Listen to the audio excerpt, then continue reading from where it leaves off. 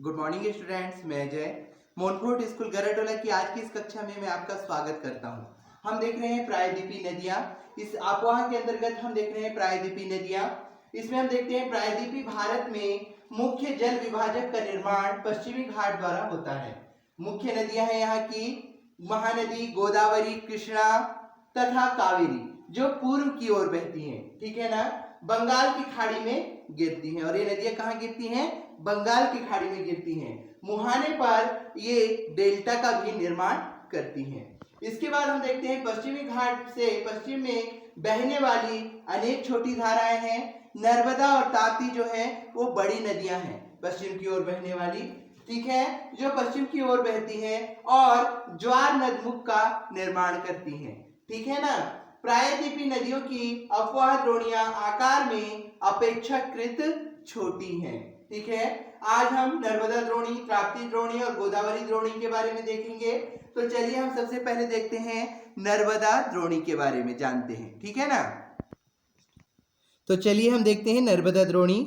नर्मदा का उद्गम मध्य प्रदेश में अमरकंटक पहाड़ी के निकट है। यह पश्चिम की ओर एक भ्रंश घाटी में बहती है। समुद्र तक पहुंचने के क्रम में यह नदी बहुत से दर्शनीय स्थलों का निर्माण करती है। जबलपुर के निकट संगमरमर के सैलों में यह नदी गहरे गाज से बहती है तथा जहां यह नदी तीव्र ढाल से गिरती है वहां धुआंधार प्रपात का निर्माण करती है। नर्मदा की सभी सहायक नदियां बहुत छोटी हैं। इनमें से अधिकतर समकोण पर मुख्य धारा से मिलती हैं। नर्मदा द्रोणी मध्य प्रदेश तथा गुजरात के कुछ भागों में बहुत विस्तृत है, बहुत बड़ी है। अब इसके बाद देखते हैं हम ताप्ती द्रोणी। ताप्ती का उद्गम मध्य प्रदेश के बैतूल जिले में सतपुड़ा की श्रृंखलाओं में है। यह भी नर्मदा के समांतर एक भ्रंश घाटी श्रृंखला में बहती है, लेकिन इसकी लंबाई बहुत कम है। इसकी द्रोणी मध्य प्रदेश, गुजरात तथा महाराष्ट्र राज्य में है। अरब सागर तथा पश्चिमी घाट के बीच का तटीय मैदान बहुत अधिक संकीर्ण है, इसलिए तटीय नदियों की लंबाई बहुत कम है। पश्चिम की ओर बहने वाली मुख्य नदियां साबरमती, माही, भारतपुजा तथा पेरियार हैं। उन राज्यों के नाम ठीक है ना, इस तरह से ये नदी है, बहती है। फिर उसके बाद देखते हैं हम गोदावरी द्रोणी। गोदावरी सबसे बड़ी प्रायद्वीपीय नदी है। यह महाराष्ट्र के नासिक जिले में पश्चिम घाट की ढालों से निकलती है। इसकी लंबाई लगभग 1500 किलोमीटर है। यह बहकर बंगाल की खाड़ी से गिरती है।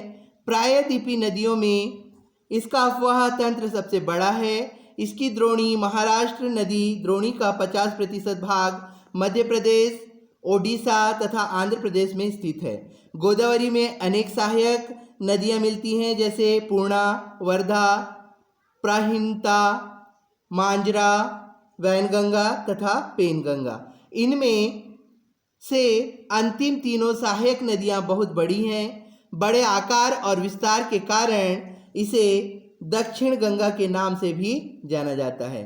तो गोदावरी द्रोणी के अंतर्गत गोदावरी नदी को दक्षिण गंगा के नाम से भी जाना जाता है।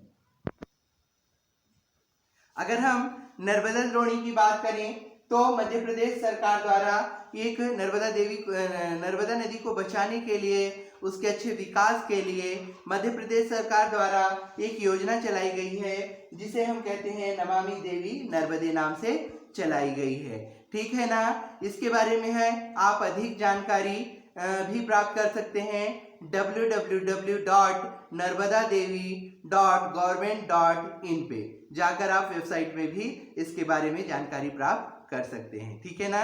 तो आज की इस कक्षा में बस इतना ही। धन्यवाद।